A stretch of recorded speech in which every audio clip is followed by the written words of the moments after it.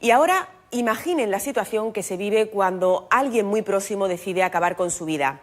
Un hecho que siempre tiene consecuencias devastadoras en la familia y que provoca en el entorno un sentimiento de culpa difícil de superar. ¿Cómo se vive después de eso? Esta semana se celebra el Día Internacional del Superviviente a la Pérdida por Suicidio. Un buen motivo para decir en voz alta lo que siempre se calla. Yo siempre abiertamente he dicho de lo que murió mi hijo. Cuando yo digo, no, pues mi hijo falleció. Un accidente, digo, no, se suicidó. Y lo digo con todas sus letras, se suicidó.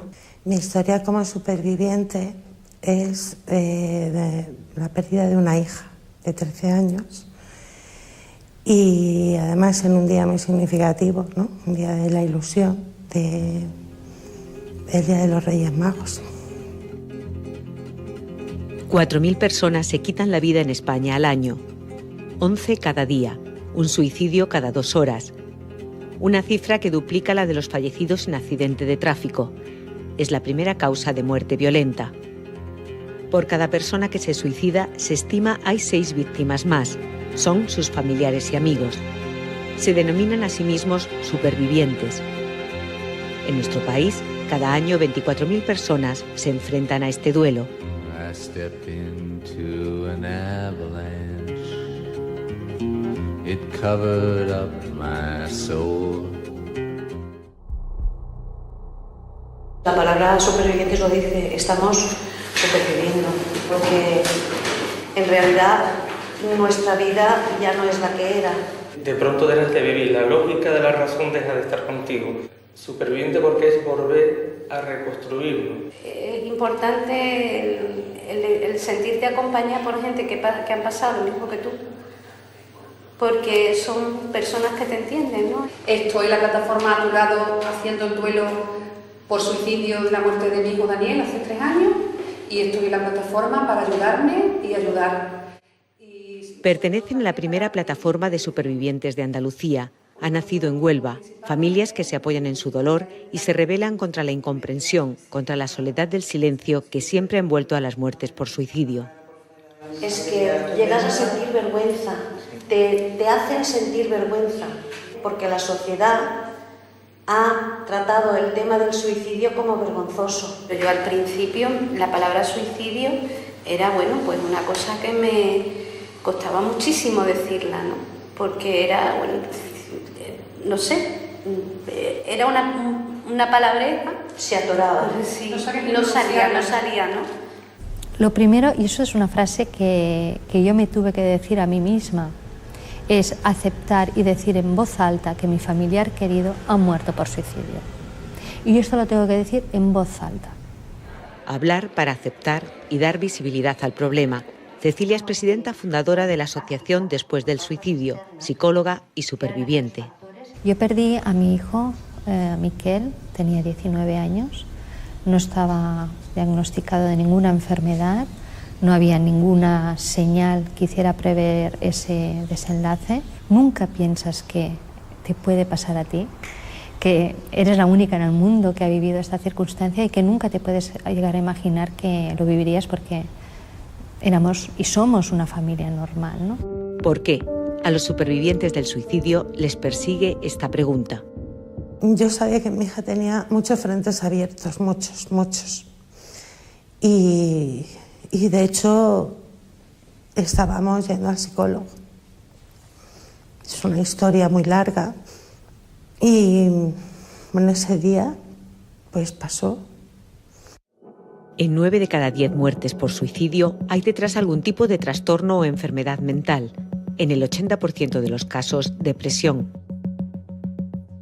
Está clara que hay una asociación entre la enfermedad mental y el suicidio. También hablamos de que los factores estresantes influyen, pero sobre ese caldo de cultivo. Puede haber una crisis en la familia, puede ser una crisis de valores, puede ser una crisis en fortalezas para poder afrontar ese momento doloroso de no tener trabajo.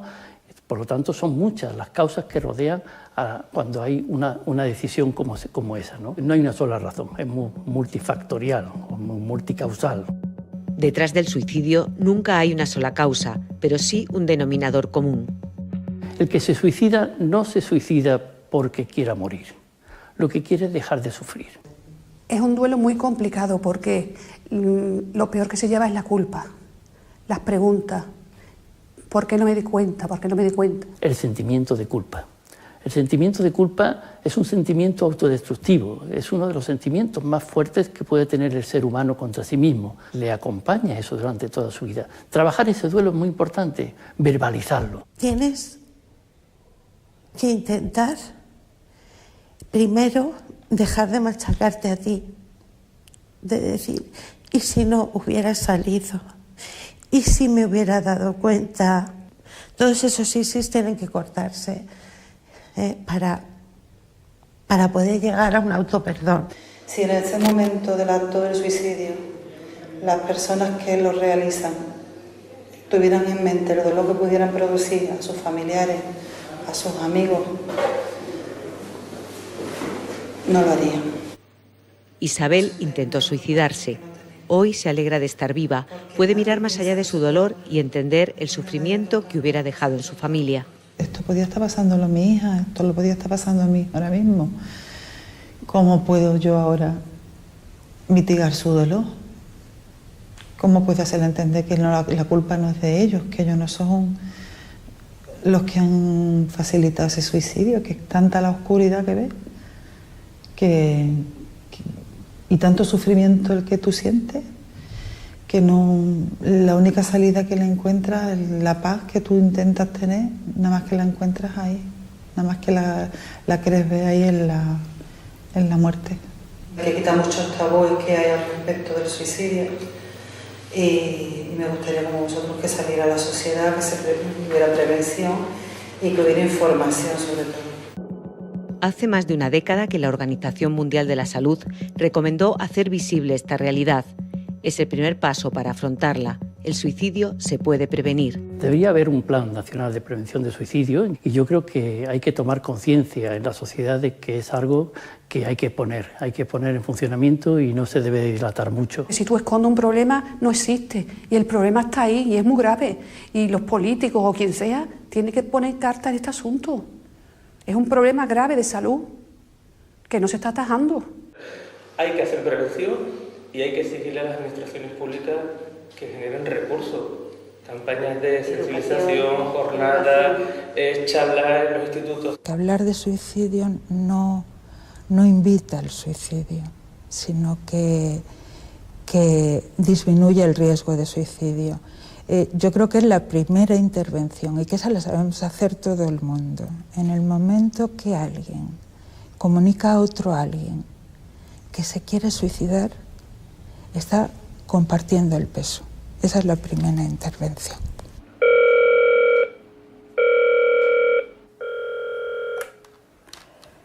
Teléfono de la Esperanza, buenos días. Es lo que hacen los voluntarios del Teléfono de la Esperanza. Este año han recibido casi 1.500 llamadas de personas con ideas suicidas. Cuando levantas el teléfono y ves estas tragedias, pues una intenta acompañar en ese dolor, ¿no? Un dolor que ella conoce y está aprendiendo a aceptar, a mitigar. Yo he perdido a mi hermano mayor, que se suicidó el 30 de diciembre de hace ya 2 años. El suicidio nunca lo entenderás, por lo tanto yo he decidido que no me voy a hacer preguntas. No me voy a hacer preguntas porque no puedo vivir en ese sufrimiento. Mitigar no es olvidar, eso siempre va a estar ahí todos los días de tu vida. Todos los días de tu vida va a estar ahí, pero sin dolor. Supervivientes, testimonios de una realidad hacia la que debemos mirar. I stepped into an avalanche. It covered up my soul. When I am not this hunchback that you see, I sleep beneath